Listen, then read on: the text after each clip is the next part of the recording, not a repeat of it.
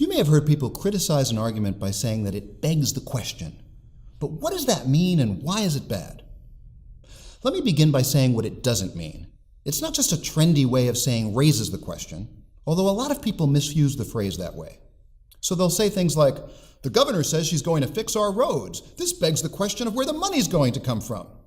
No, that's not what that means. You know, John, this begs the question of what your next video will be about. No, that's not what that means.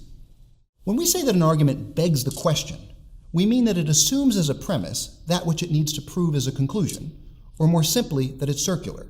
To beg the question here is just to evade the question. Suppose, for example, that we're arguing about whether everything in the Bible is true.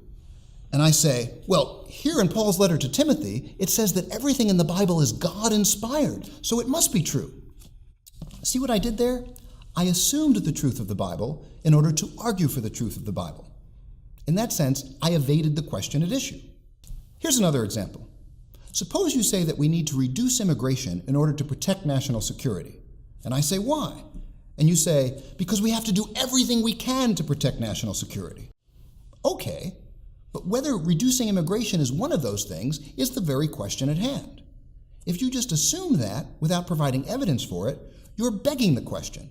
You're assuming what needs to be proven. So if you want your arguments to make any kind of progress, make sure that you're actually providing evidence for your conclusions and not just asserting them in different terms. I'm John Corvino, and this is Better Argument.